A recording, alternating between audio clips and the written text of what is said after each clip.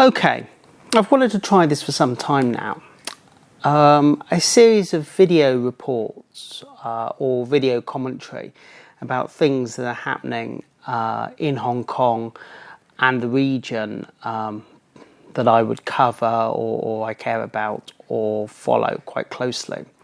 So the obvious thing to start with is these 2 million people that have descended on the streets in Hong Kong to protest against this extradition law. Now, 2 million in a country of an 8 million population is a lot of people. And this came about all because of a new extradition law that the Hong Kong government was putting forwards. Carrie Lam, the chief executive of Hong Kong, maintains that this was her own initiative, or the government's initiative. No one really believes that because there was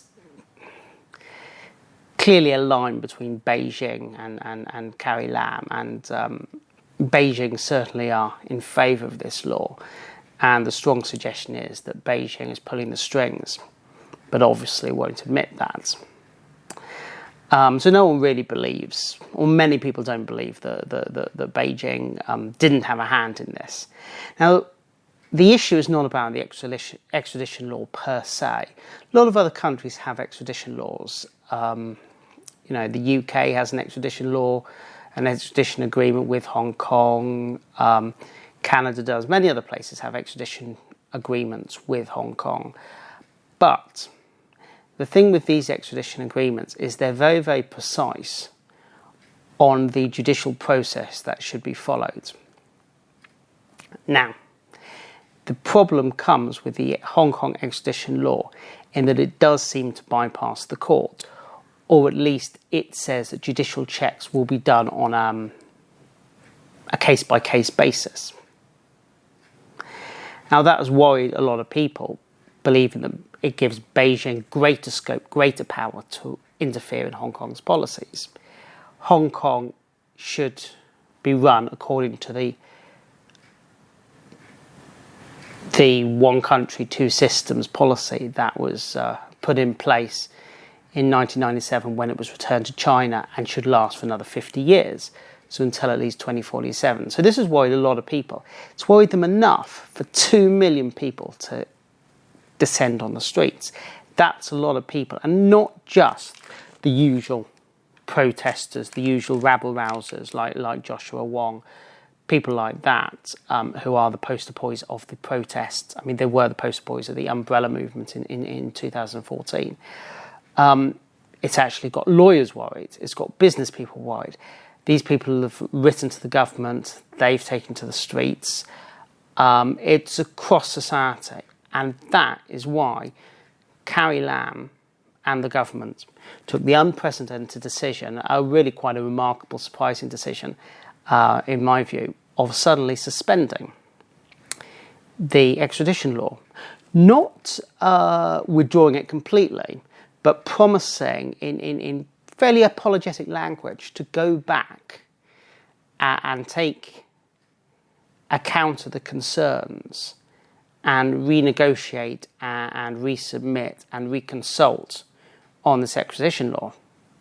Now, that was surprising, because when the umbrella movement happened in 2014 and there were 1 million or hundreds of thousands of people on the street, the answer there was for the courts to take out a injunction against these people and threaten them with prison, and that solved the problem. Here, the Hong Kong government, potentially Beijing, if they were behind this, have decided to back off. Now, that's potentially good news for the protesters.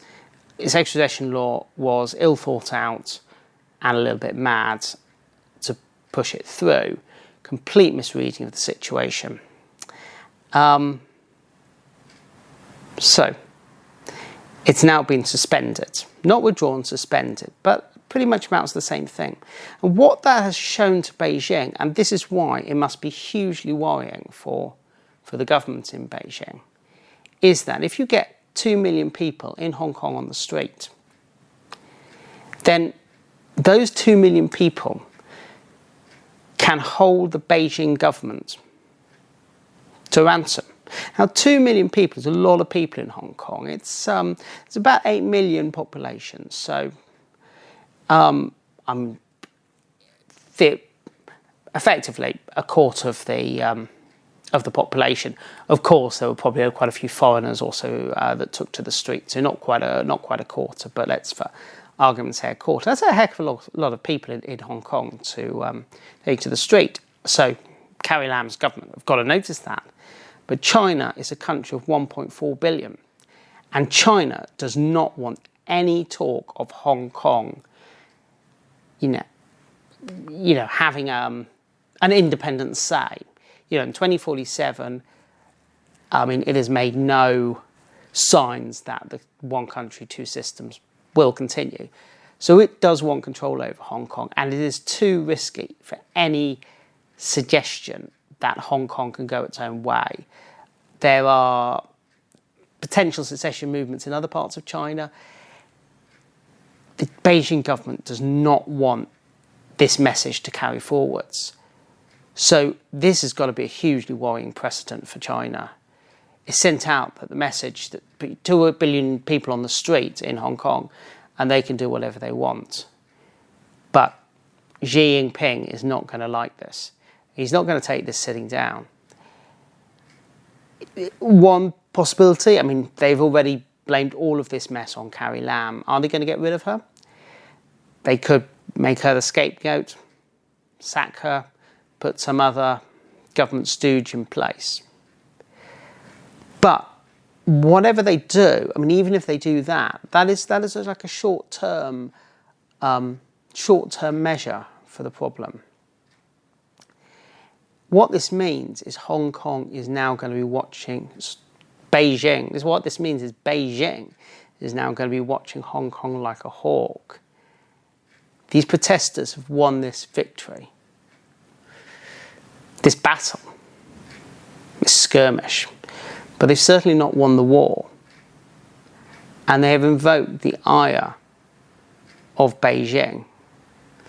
What Beijing's next step is very hard to predict.